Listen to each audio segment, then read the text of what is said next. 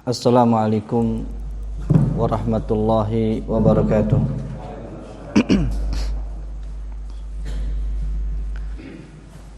Innal hamdalillah nahmaduhu wa nasta'inuhu wa nastaghfiruh wa na'udzu billahi min shururi anfusina wa sayyiati a'malina.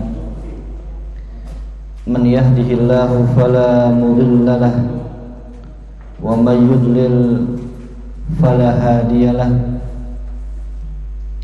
Asyhadu an la ilaha illallah wahdahu la syarikalah wa asyhadu anna Muhammad ibn Abdillah ballagha risalah wa addal amanah wa nasaha al ummah wa jahada fillahi ta'ala haqqa jihadihi hatta ta'ul yaqin. Walaqad qala azza wa jalla fi kitabihil karim, ya ayyuhalladzina amanu taqullaha haqqa tuqatih wa la tamutunna illa wa antum muslimun.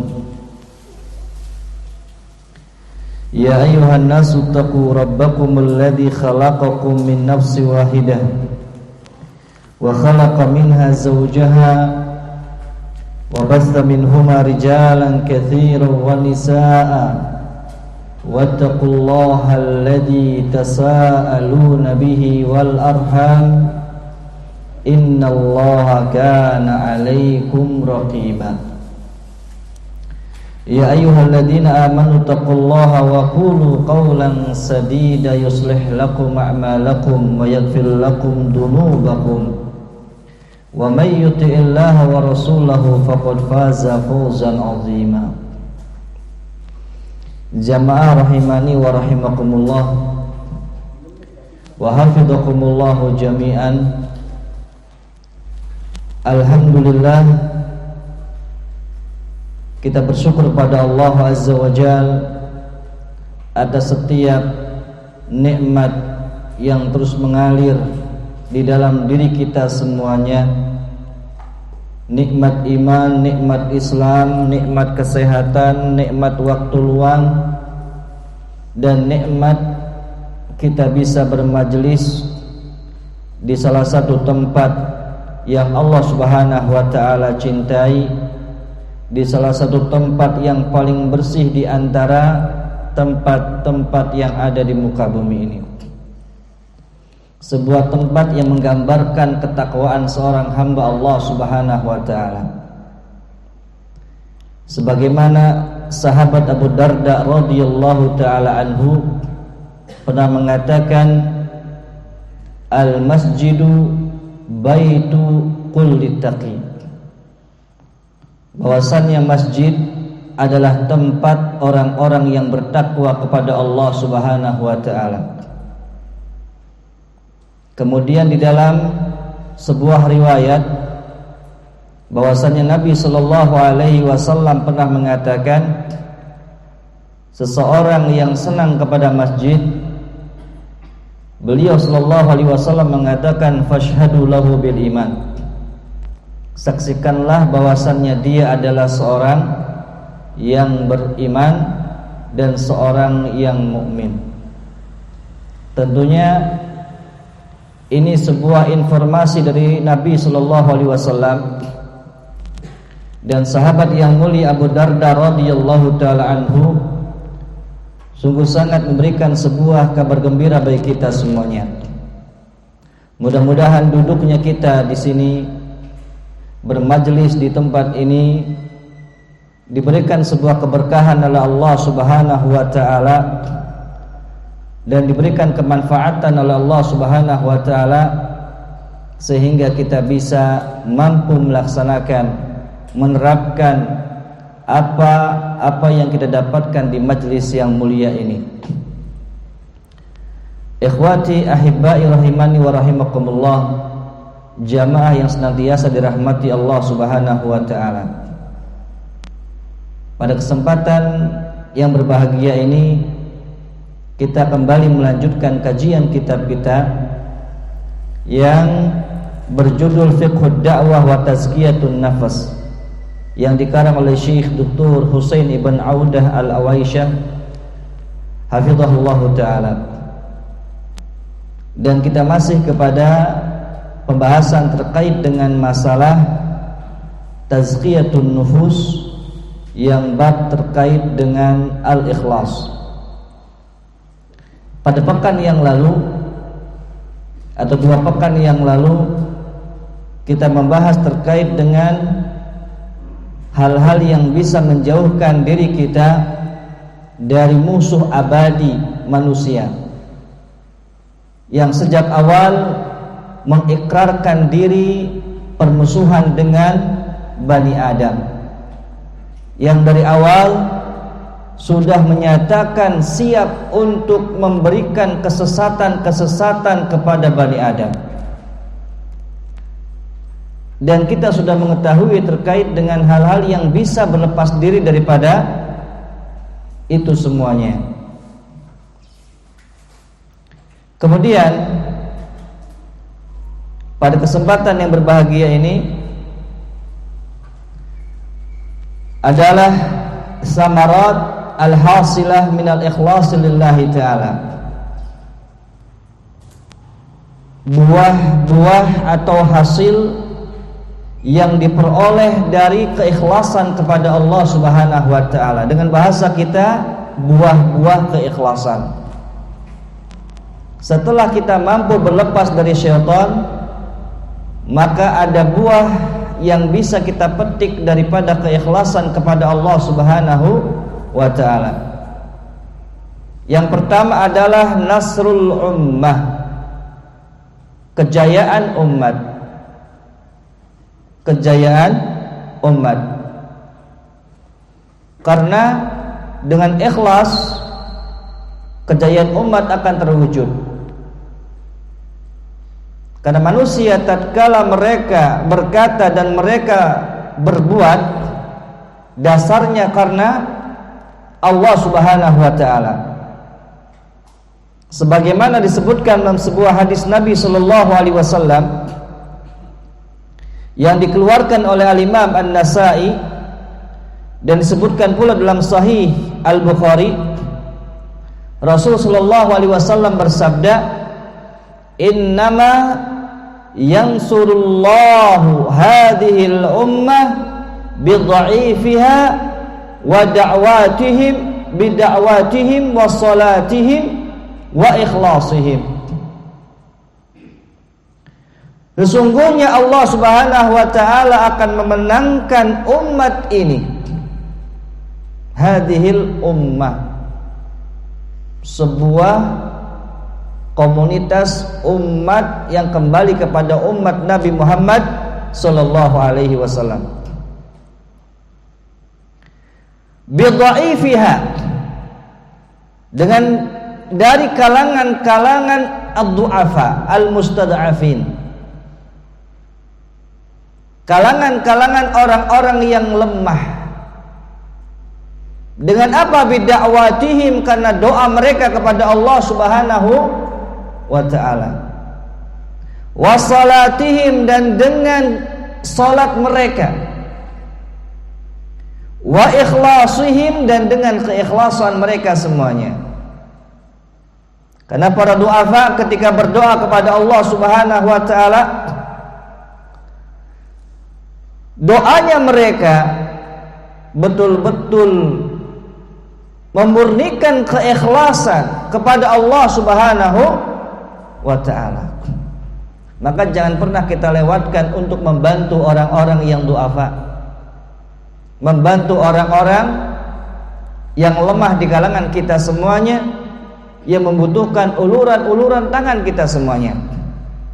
Siapa tahu ketika kita ini sekarang kondisinya kayak gini, di antara sebabnya adalah doanya orang-orang yang berada jauh di tempat kita.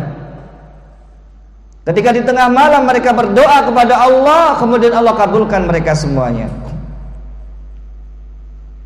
Ya, maka ketika saya melihat sebuah kegiatan, ya, di Facebook Ambarawa Asri ini sangat luar biasa.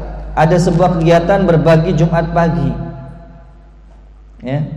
Ini terus untuk kita semarakkan, terus untuk kita galakkan. Kenapa? Ketika seorang memberikan sesuatu, pasti akan menimbulkan sebuah kecintaan dari orang yang kita beri. Sampai-sampai Rasul sallallahu alaihi wasallam menegaskan dalam sebuah hadis yang lain, hal tunsarun wa turzaqun illa bidu'afaikum. Tidaklah kalian mendapatkan pertolongan Allah dan diberikan rizki oleh Allah Subhanahu wa ta'ala illa bidu'afaikum, kecuali atau bisa jadi itu lewat orang-orang yang du'afa di kalangan kita semuanya. Maka jangan pernah kita ini meremehkan suatu pemberian walaupun itu sedikit kepada para du'afa kita semuanya, karena ini merupakan sebuah nasrul ummah dan keikhlasan mereka ketika berdoa kepada Allah menjadikan kejayaan umat bisa tumbuh di muka bumi ini.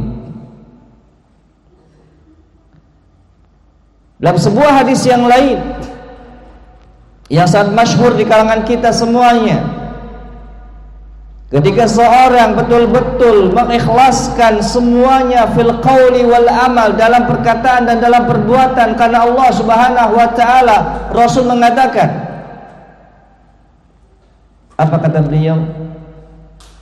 Innallaha la yanzuru ila amwalikum wa ajsamikum, innama yanzuru ila qulubikum wa a'malikum. Sesungguhnya Allah Subhanahu wa taala tidak melihat kepada harta dan bentuk badan kalian, akan tetapi Allah Subhanahu wa taala melihat kepada hati-hati yang ikhlas kepada Allah Subhanahu wa taala. Maka buah keikhlasan yang pertama adalah nasrul ummah, kejayaan umat. Kemudian yang lainnya adalah yang kedua, najatuka min adabi al-akhirah wa raf'i al-manzilah fil akhirah, yaitu diselamatkannya dari azab akhirat dan diangkat derajat di akhirat kelak. Jadi di antara bentuk keikhlasan seorang hamba Allah Subhanahu wa taala, dengan keikhlasannya dia akan diangkat derajatnya oleh Allah Subhanahu wa taala dan akan diselamatkan daripada siksa Allah Subhanahu wa taala. Ada sebuah ayat yang dimana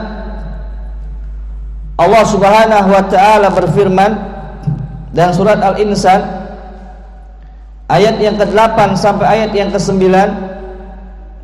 Allah Subhanahu wa taala berfirman, a'udzu billahi minasyaitonir rajim, wa yut'imuna at-ta'ama ala hubbihi miskinan wa yatiman wa asira, innama nut'imukum liwajhillah la nuridu minkum jazaa'an wa la syukura, inna nakhafu min rabbina yawman abusan qamtarira, fawaqahumullahu syarra dhalikal yawmi wa laqahum nadratan wa surura.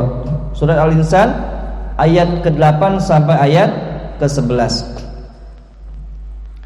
Allah Subhanahu wa taala mengatakan wa yut'imuna at-ta'ama, dan mereka orang-orang yang memberikan makanan yang disukainya, ya, memberikan makanan yang disukainya, yang dia itu suka, ya, miskina wa yatima wa asira, kepada orang-orang miskin kepada anak-anak yatim dan kepada orang-orang yang tertawan, orang-orang yang tidak bisa bergerak kemana-mana.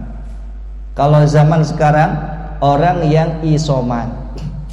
Kalau zaman sekarang orang yang isoman, yang sudah dinyatakan terkonfirmasi positif, maka merekalah orang yang kita kategorikan sebagai asira, orang yang ditawan, nggak boleh kemana-mana. Baru muncul kepalanya sudah ditunjuk, padahal mengambil sesuatu di depan rumahnya. Sudah ramai sekarang itu, ya. Nah, maka orang-orang yang berada di sekitarnya ini harus betul-betul perhatian, ya. Jangan sampai cuma hanya sekedar menyalahkan seorang ketika dia keluar, padahal dia harus ditahan selama 14 hari. Maka tidak bijak ketika seorang cuma hanya sekedar menyalahkan, tidak memberikan sebuah solusi yang terbaik, ya. Wa yut'imuna at-ta'ama 'ala hubbihi, ini, ya, memberikan makanan yang dia sukai. Kadang kalau kita memberikan makanan itu yang kita sukai, apa yang kita tidak sukai? Kita makanan misalnya makannya itu, mohon maaf, roti Maryam, nah, atau misalnya burger. Ini ada orang nggak pernah makan kayak gituan, tapi kita kalau ngasih apa? Pisang goreng. Lah sekali-kali yang kita sukai ini burger dan lain sebagainya, berikanlah kepada mereka. Siapa tahu mereka ini belum pernah menikmati apa itu namanya burger. Oh, ternyata kayak gini toh. Subhanallah. Sesuatu yang terbaik kata Rasulullah sallallahu alaihi wasallam, idharus surur fi qulubil mu'minin atau fi qalbi al mu'min. Memberikan sebuah kesenangan kepada hati-hati seorang mukmin. Ya, ini sebuah kebaikan yang sangat luar biasa. Kemudian berikutnya, innama nut'imukum liwajhillah, dan sungguhnya kami ini, innama dengan menggunakan sebuah pembatasan adatul hasr, innama sesungguhnya, nut'imukum kami memberikan mereka, liwajhillah karena Allah Subhanahu wa taala. Tidak ada unsur paksaan, tidak ada unsur pekewuh dan lain sebagainya. Wah, nggak enak saya dilirik nih sama yang sebelah saya, ya. Liwajhillah, ini dia kata kuncinya, keikhlasan pada Allah Subhanahu wa taala, ya. La nuridu minkum jazaa'an wala syukura. Kami tidak berharap yang namanya sebuah balasan dan ucapan terima kasih, ya. Jadi sekali lagi, ketika ada orang yang kita beri, kita membutuhkan apa dari dia? Ucapan terima kasih. Kalau orang tersebut nggak mengucapkan terima kasih, apakah kita rugi? Ataukah kita mungkin muncul dalam hati kita, nggak tahu terima kasih? Sebenarnya seorang yang ikhlas karena Allah Subhanahu wa taala ketika memberi, sudah cukup dia. Nggak usah memikirkan apakah dia mengucapkan matur nuwun, terima kasih, atau yang lain sebagainya. Nggak usah dipikirkan. Kenapa? Innama nut'imukum liwajhillah la nuridu minkum jazaa'an wala syukura. Kami hanya untuk Allah Subhanahu wa taala kami berikan makanan. Kami tidak butuh balasan dari kalian, dan kami tidak butuh kepada ucapan terima kasih.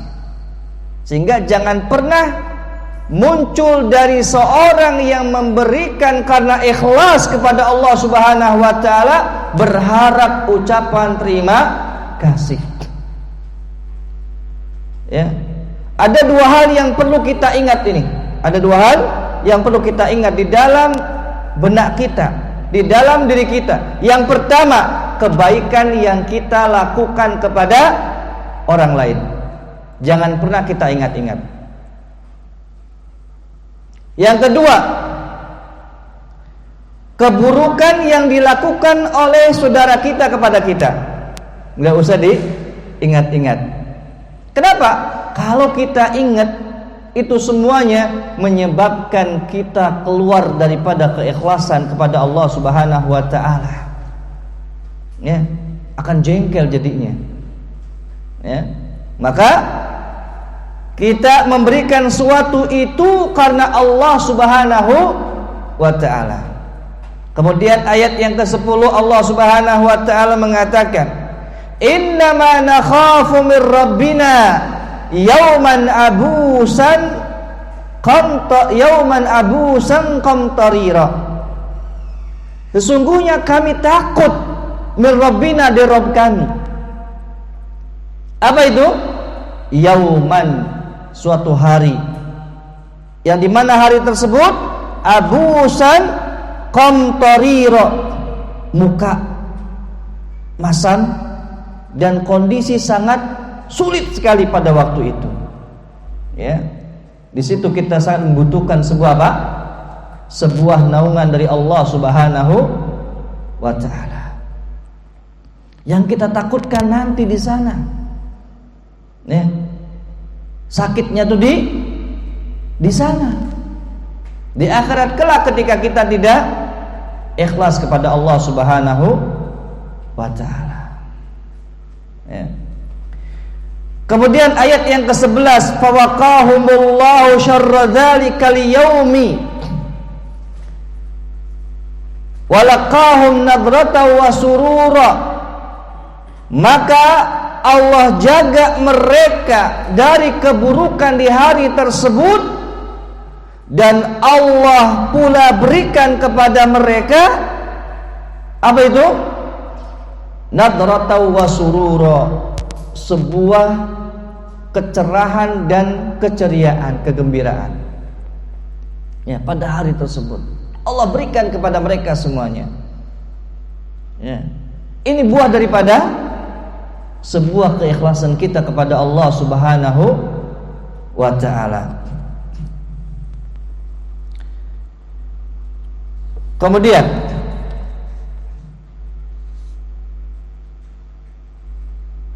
yang berikutnya adalah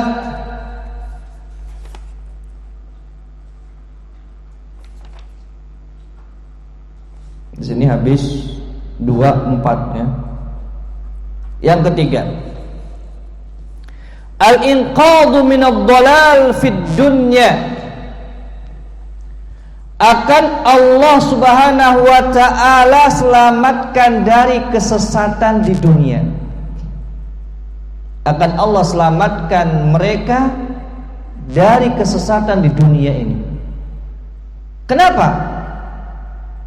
Karena dia yakin kepada Allah Subhanahu wa ta'ala haqqul yaqin, ainul yaqin, seyakin-yakinnya.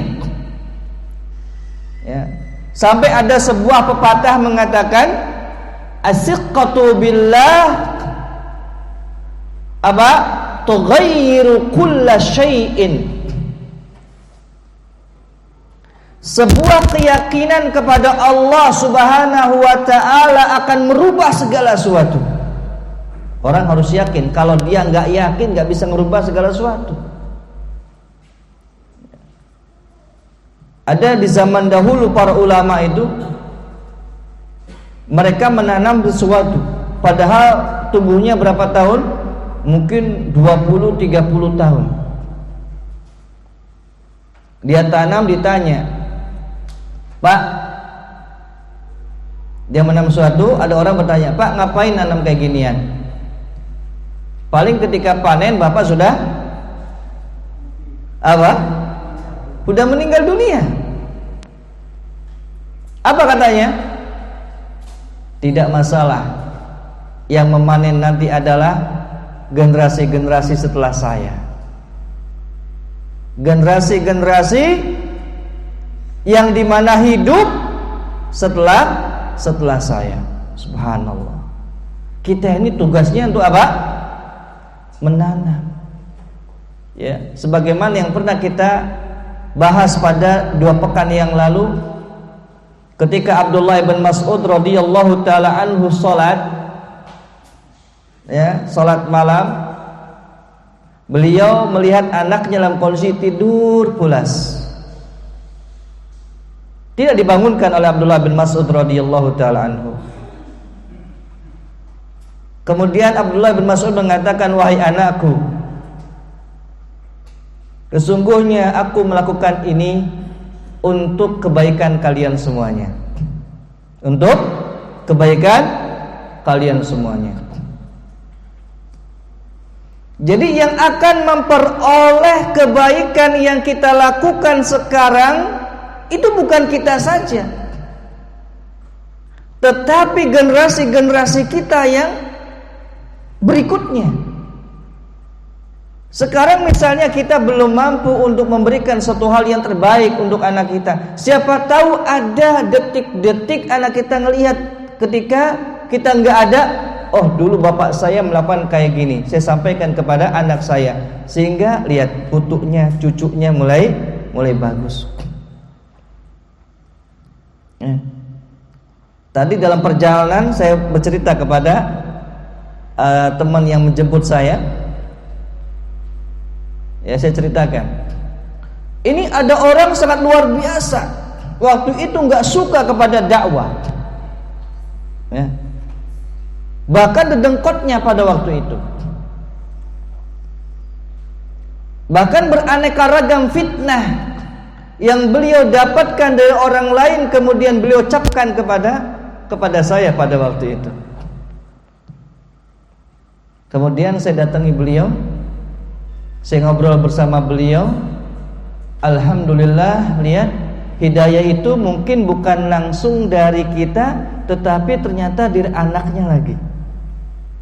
Anaknya yang di Jakarta sangat luar biasa, kemudian menyampaikan ke orang tuanya, ya, dan akhirnya cucu-cucunya masuk ke sebuah lembaga pendidikan Islam yang sangat masya Allah luar biasa, ya, menjalankan apa-apa yang Allah perintahkan dan menjalankan apa-apa yang Rasulullah SAW perintahkan. Sampai cucunya sekarang sudah berada di pondok-pondok pesantren, bahkan sekolah tinggi. Ketika saya datang ke beliau, wajah beliau sudah berubah. Wajah beliau sudah berubah. Bahkan sekarang setiap kajiannya beliau ini saya menggantikannya.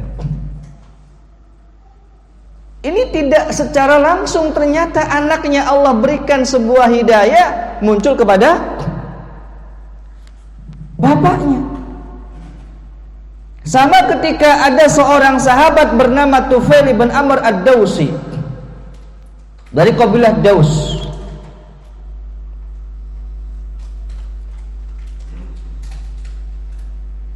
Bersama waktu itu dengan Abdurrahman ibn Sakhar ad-Dawsi, itu Abu Hurairah radhiyallahu taala anhu.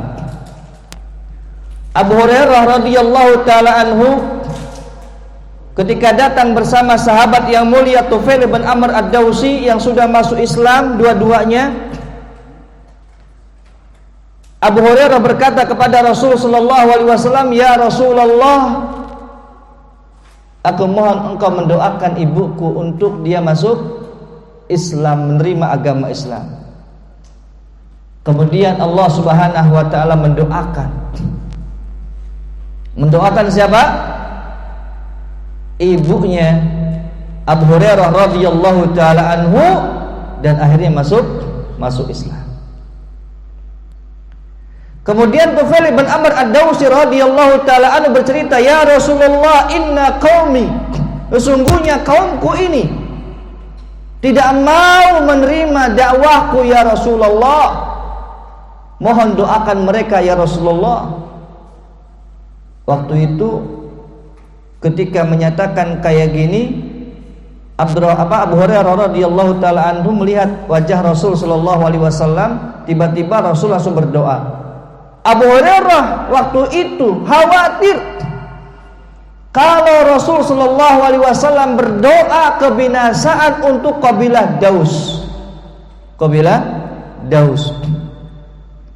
Ternyata Rasul mengatakan, Allahumma hdi Dausan. Ya Allah, berikanlah petunjuk kepada kabilah Daus. Ternyata kabilah Daus banyak yang masuk Islam. Subhanallah. Lihat. Ya. Dan disitulah muncul generasi-generasi, ya, seperti Abu Hurairah radhiyallahu taala anhu. Jadi jangan pernah kita ini merasa langsung mengatakan, nggak mungkin deh, nggak mungkin deh dia bisa menerima kita semuanya. Jangan pernah. Ingat, ketika Rasul sallallahu alaihi wasallam mengatakan, inna quluba bani Adam baina asabi'ir rahman yuqallibu kaifa yasha. Sesungguhnya hati Bani Adam berada di genggaman Allah Subhanahu wa taala. Yuqallibu kaifa yasha. Allah bolak-balikan tuh hati sebagaimana Allah Subhanahu wa taala kehendaki. Jadi jangan pernah kita ngerasa paling enggak mungkin lah ini bisa terima. Jangan. Kita enggak tahu. Oleh karena itu ada sebuah kaidah yang sangat indah dari seorang Syekh Muhammad Nasiruddin Al-Albani rahimahullahu ta'ala, mengajari kepada muridnya, alqi kalimataka sumamshi, sampaikan satu kalimat kemudian sudah gak usah berpikir dia nerima apa tidak. Ya. Kenapa? Karena yang memberikan hidayah taufik adalah Allah Subhanahu wa ta'ala. Lalu Rasul saja nggak bisa memberikan petunjuk kepada pamannya Abu Talib. Rasul nggak bisa memberikan petunjuk, memberikan hidayah. Ini menunjukkan bahwasannya hidayah di tangan Allah Subhanahu wa ta'ala. Ya. Nah, jadi seorang tatkala ikhlas karena Allah Subhanahu wa ta'ala, dia akan diselamatkan daripada kesesatan di dunia. Karena dia yakin kepada Allah, dia percaya kepada Allah, Allah yang akan menyelamatkan mereka semuanya. Allah yang menyelamatkan dia. Dan ini perlu, ya. Kenapa? Karena tadi saya mengatakan as-siqatu billah tughayyiru kulla syai'in. Yakin kepada Allah, percaya kepada Allah akan merubah segala sesuatu. Ya. Maka kita berusaha bagaimana kita memberikan sebuah kebaikan kepada saudara-saudara kita semuanya.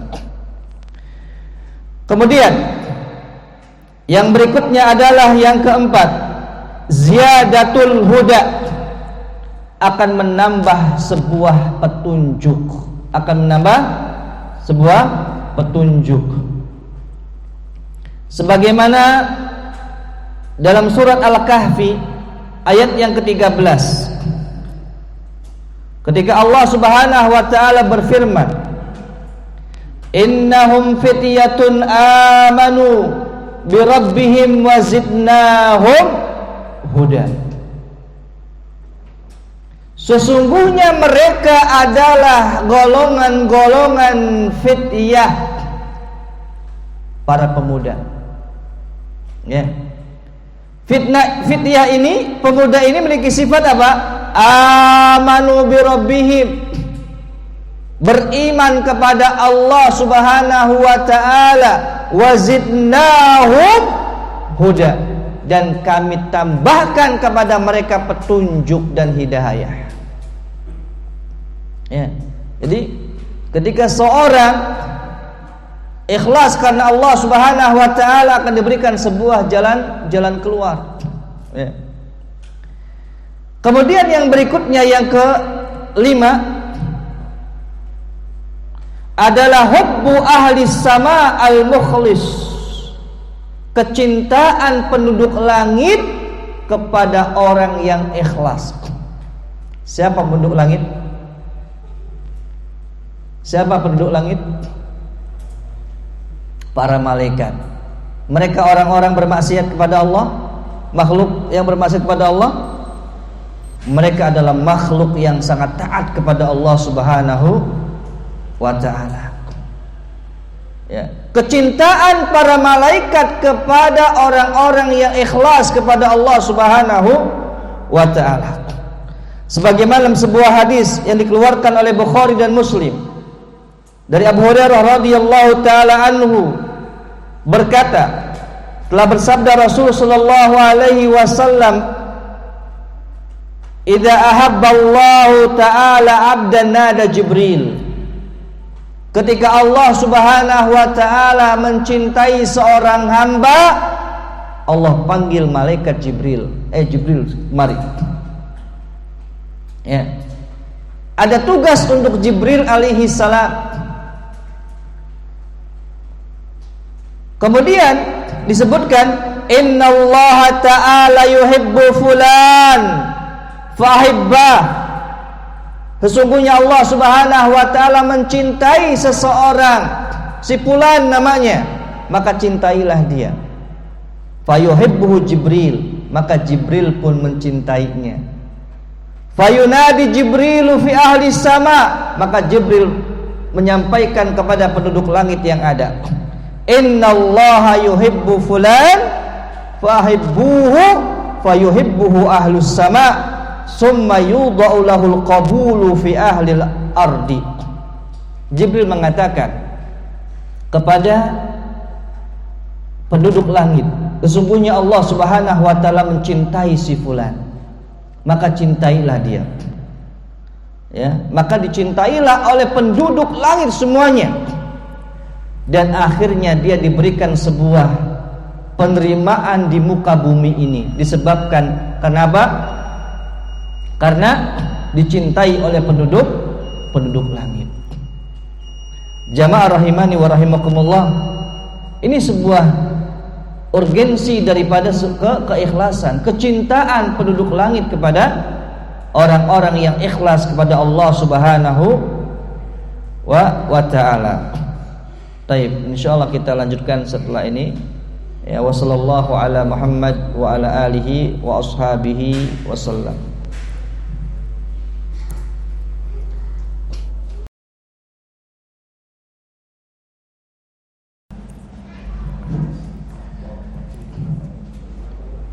Bismillahirrahmanirrahim. Alhamdulillah wassalatu wassalamu ala Rasulillah wa ala alihi wa ashabihi wa man walah wa la hawla wa la quwwata illa billahi wa ba'd. Jamaah rahimani wa rahimakumullah, kita melanjutkan buah keikhlasan yang kelima. Tadi disebutkan buah keikhlasan yang kelima adalah hubbu ahli sama'il mukhlis, kecintaan penduduk langit terhadap orang-orang yang ikhlas. Ada sebuah nasihat yang bagus sekali dari seorang imam, yaitu Al-Imam Sufyan Ats-Tsauri rahimahullahu ta'ala, memperkuat terkait dengan kecintaan penduduk langit kepada orang-orang yang ikhlas dan akhirnya mendapatkan sebuah penerimaan dari penduduk muka bumi ini. Disebutkan kata beliau rahimahullahu ta'ala, aslih sarirataka yuslihullahu ala niyataka. Perbaikilah perkara yang tersembunyi darimu, yuslihullahu ala niyataka, maka Allah Subhanahu wa ta'ala akan memperbaiki urusan lahiriahmu. Jadi ketika kita memperbaiki satu hal yang tersembunyi dari kita atau dari manusia yang tidak mengetahui kecuali hanyalah dia dengan Allah Subhanahu wa taala, maka Allah Subhanahu wa taala akan memperbaiki urusan lahiriahnya. Kemudian yang berikutnya, wa aslih fima bainaka wa bainallah yuslihillahu fima bainaka wa bainan nas. Perbaikilah hubunganmu dengan Allah Subhanahu wa taala, maka Allah Subhanahu wa taala akan membuat hubungan antara engkau dengan orang lain menjadi baik. Jadi sebuah nasihat yang sangat indah dari seorang yang ikhlas kepada Allah Subhanahu wa taala, dari seorang Imam Sufyan Ats-Tsauri rahimahullahu taala, untuk betul-betul kita bisa memperbaiki sesuatu yang tersembunyi dari manusia, yang hanya diketahui oleh Allah Subhanahu wa taala. Maka Allah Subhanahu wa taala akan memperbaiki hal-hal terkait dengan lahiriahnya, dan perbaiki hubungan kita dengan Allah Subhanahu wa taala. Maka Allah Subhanahu wa taala akan membantu hubungan dia dengan manusia. Maka inilah fungsi seorang yang ikhlas kepada Allah Subhanahu wa taala. Kemudian yang berikutnya, yang keenam adalah tuma'ninatul qalbi wasyu'ur bis-sa'adati. Buah keikhlasan yang keenam adalah ketenangan hati dan perasaan bahagia. Dan ini akan dihasilkan oleh orang-orang yang ikhlas kepada Allah Subhanahu wa taala, karena dia enggak peduli terhadap apa yang diomongkan oleh manusia. Karena sejatinya manusia tidak akan pernah lepas daripada omongan manusia yang lainnya, baik ketika perbuatannya, perilakunya, pasti ada yang membicarakannya. Buruk juga sama. Maka Imam Asy-Syafi'i rahimahullahu taala beliau mengatakan, ihris ala ma yanfa'uk wada' kalaman nas li'anna la sabila lil insani as-salamah min al-suni au min al-sinati al-amah. Ihris ala ma yanfa'uk, terus bersemangat terhadap apa yang bisa mendatangkan manfaat bagimu. Wada' kalaman nas, gak usah kita ini terlalu responsif terhadap omongan manusia. Kenapa?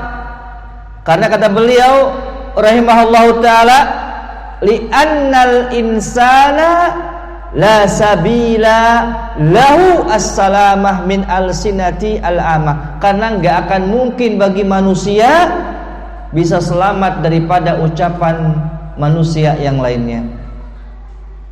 Artinya fungsinya manusia, kata Imam Syafi'i rahimahullahu taala, adalah melakukan hal-hal yang bisa manfaat bagi manusia, dan juga terkhusus bagi dirinya sendiri yang bisa membuahkan manfaat dunia dan juga akhirat. Maka di sini seorang yang mukhlis akan senantiasa merasakan ketenangan hati dan kebahagiaan. Sebagaimana kata Allah Subhanahu wa taala dalam surah Ar-Ra'd ayat ke-28. Ala bidzikrillahi tatmainnul qulub. Bukankah dengan zikir, ingat kepada Allah, memfokuskan kita, hubungan kita baik dengan Allah Subhanahu wa taala, tatmainnul qulub, hati jadi tenang. Kenapa? Karena dzikrun nas da'un wa dzikrullah syifaun. Karena ketika kita meminta untuk diingat oleh manusia, disebut-sebut kebaikannya oleh manusia, daun itu penyakit. Itu penyakit. Kalau nggak disebut, langsung deh lemas. Lemas apanya? Semangatnya. Ya. Atau ketika di forum tersendiri nggak dipanggil namanya, lemas. Wah, ini nggak ada penghormatan bagi saya. Ada penyakit di sana. Wa dzikrullah syifa. Dan zikir kepada Allah Subhanahu wa taala adalah asy-syifa. Bahkan kata Imam Al-Ghazali rahimahullahu taala, innal qalba yasda kama yasda'u al-hadid wa kaifa jala'uhu dzikrullah. Kata Imam Al-Ghazali rahimahullahu taala, yang namanya hati itu pasti akan berkarat. Pasti akan berkarat. Seperti berkaratnya besi. Sekuat-kuatnya besi itu pasti akan karatan. Ya. Bagaimana solusinya? Dzikrullah. Selalu ingat kepada Allah Subhanahu wa taala.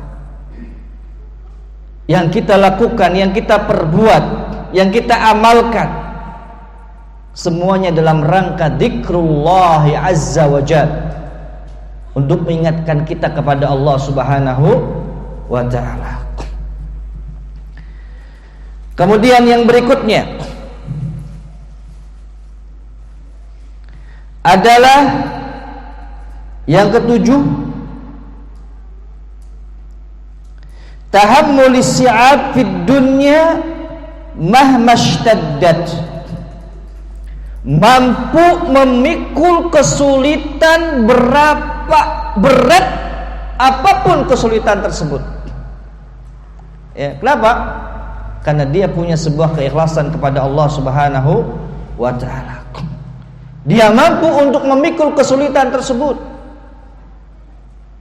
Karena dia selalu berdoa kepada Allah Subhanahu wa taala, Rabbana la tu'akhidna in nasina aw akhtana. Ya Allah, jangan Engkau siksa kami ketika kami melakukan sebuah kesalahan. Rabbana wala tahmil alaina isran kama hamaltahu alal ladzina min qablina.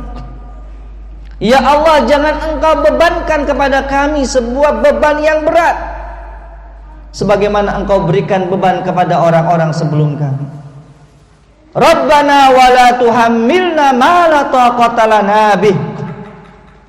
Ya Allah, jangan Engkau berikan beban yang aku tidak mampu untuk membawa beban tersebut. Ini doa kita kepada Allah Subhanahu wa taala. Karena kepercayaan kita kepada Allah Subhanahu wa taala, kemurnian amalan kita kepada Allah, kemurnian ibadah kita kepada Allah, maka semuanya kita serahkan kepada Allah Subhanahu wa taala. Akan hilang segala macam sebuah kesulitan-kesulitan. Betapa beratnya kesulitan tersebut, dia berdoa kepada Allah Subhanahu wa taala. Ya, sebagaimana yang pernah kita ketahui di sebuah hadis, innallaha idza ahabbal 'abda yusib minhu. Sesungguhnya Allah Subhanahu wa taala tatkala mencintai seorang hamba, pasti akan Allah berikan sebuah kesulitan, musibah. Ya. Maka pentingnya kita untuk ingat kepada Allah Subhanahu wa taala. Ta'arraf ilallahi fir rakha ya'rifka fisyiddah. Ingat kepada Allah ketika kondisi kita dalam kondisi senang, kondisi sehat, kondisi bahagia. Ya'rifka fisyiddah, maka Allah akan ingat ketika kondisi kita dalam kesulitan. Maka seorang yang memiliki keikhlasan, maka akan mendapatkan sebuah kemampuan di dalam memikul kesulitan-kesulitan hidup, betapapun besarnya kesulitan tersebut. Dan itu kita dapatkan dalam sejarah para sahabat ridwanullah alaihim ajma'in. Para sahabat contohnya bisa kita melihat dalam sebuah kitab yang sangat populer, Riyadhus Shalihin. Di sana dijelaskan bagaimana kondisi para sahabat. Bahkan yang dikhawatirkan oleh Nabi Shallallahu Alaihi Wasallam adalah sebuah kesenangan dunia. Ya. Sehingga kita lihat di sini, ternyata para sahabat dalam kondisi seperti itu, ketakwaannya luar biasa, keikhlasannya luar biasa. Mereka mendapatkan sebuah kesulitan-kesulitan hidup. Ya. Kenapa? Karena ada sebuah pepatah mengatakan,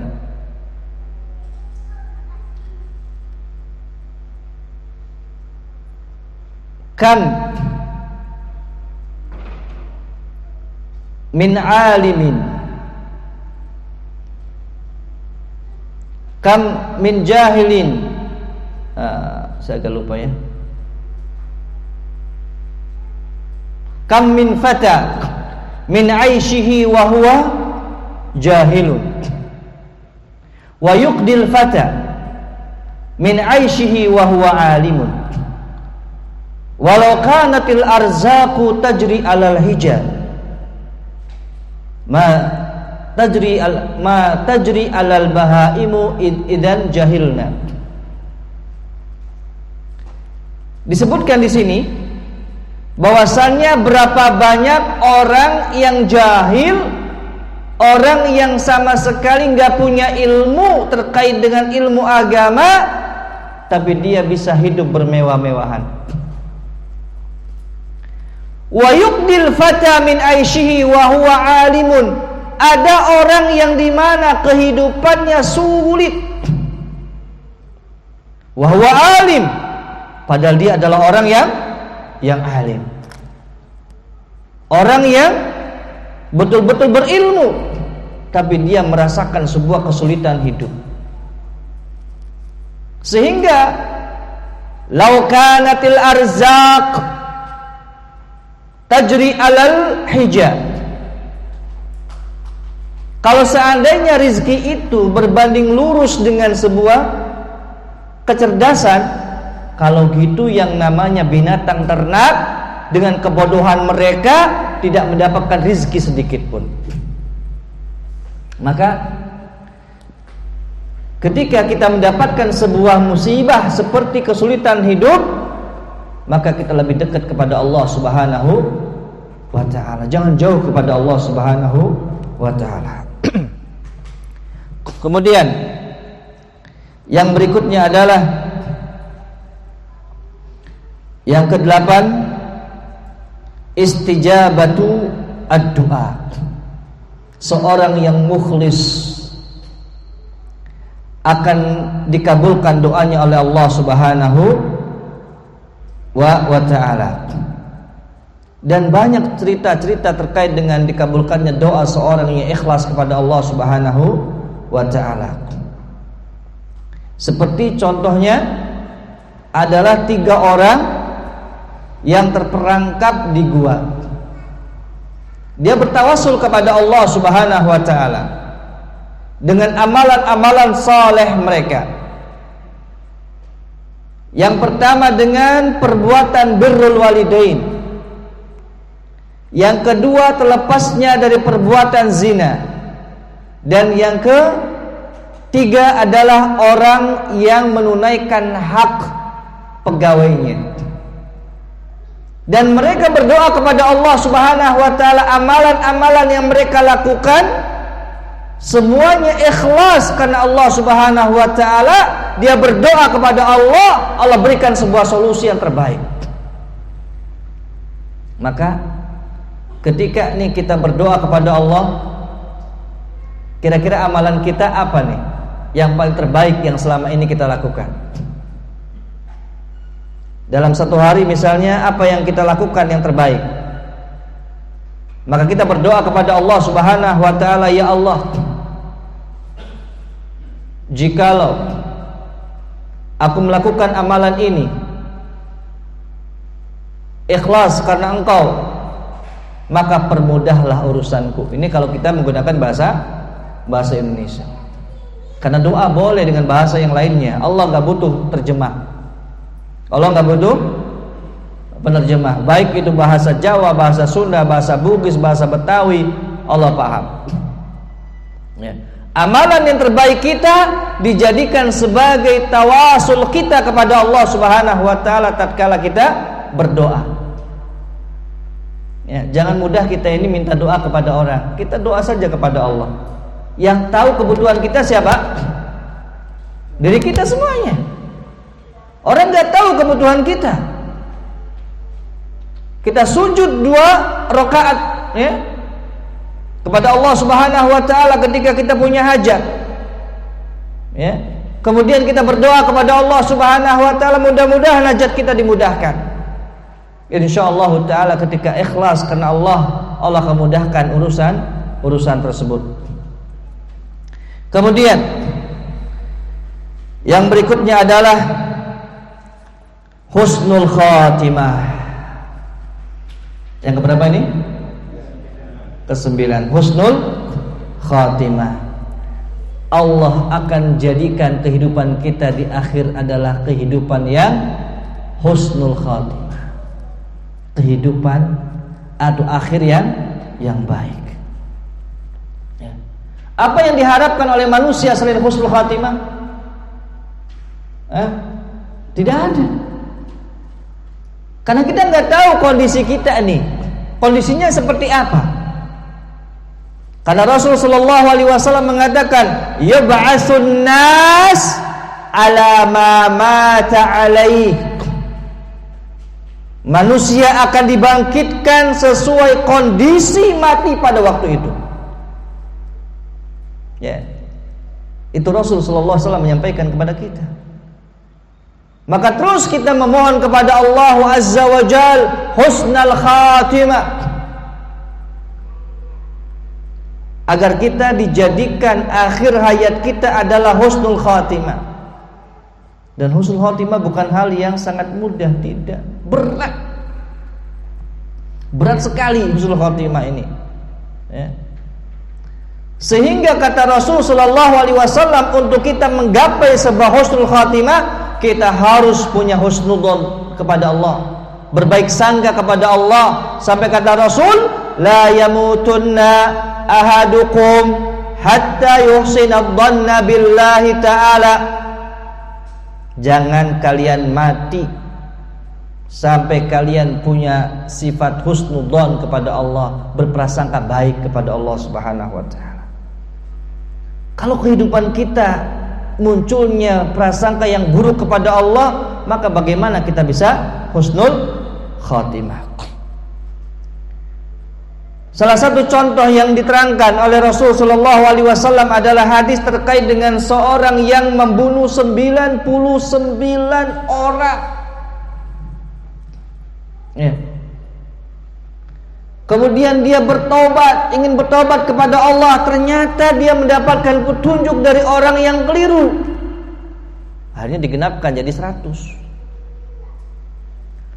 Artinya dia sudah mengetahui ini, bahwa saya harus bertobat kepada Allah selama matahari belum terbit dari arah barat, selama ruh belum sampai kepada tenggorokan, maka di sanalah masih ada penerimaan taubat dari Allah Subhanahu wa taala.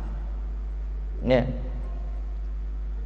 Dia berusaha dengan maksimal mungkin nih, seorang yang sudah membunuh 100 orang, berusaha untuk bertaubat kepada Allah, kembali kepada Allah. Betapa sulitnya dia untuk mendapatkan sebuah husnul khatimah. Ya. Kenapa? Karena untuk mendapatkan sebuah akhir yang baik itu memerlukan sebuah perjuangan. Ya. Sebagaimana kata Rasul sallallahu alaihi wasallam, mengatakan, inna idhamal jazaa ma'a idhamil bala. Sesungguhnya besarnya sebuah balasan dari Allah itu sesuai dengan ujian yang diterima dari Allah Subhanahu wa ta'ala. Semakin ujiannya berat, balasannya semakin luar biasa. Oleh karena itu ada sebuah hadis yang menjelaskan masalah ini. Kata Rasul sallallahu alaihi wasallam, innal anbiya asyaddu bala'an tsummal amsal fal amsal. Para nabi itu ujiannya sangat luar biasa, sangat berat sekali. Kemudian orang setelah para nabi itu para sahabat, dan kemudian generasi-generasi yang berikutnya. Setelah itu Nabi sallallahu alaihi wasallam mengatakan, idza kana al-mu'minu idza kana imanu abdin sulban, apabila keimanan seorang hamba itu kuat, ishtadda bala'uhu, semakin berat pula ujiannya. Idza kana imanuhu riqqatan fayubtala ala hasabi imani aw ala dinihi,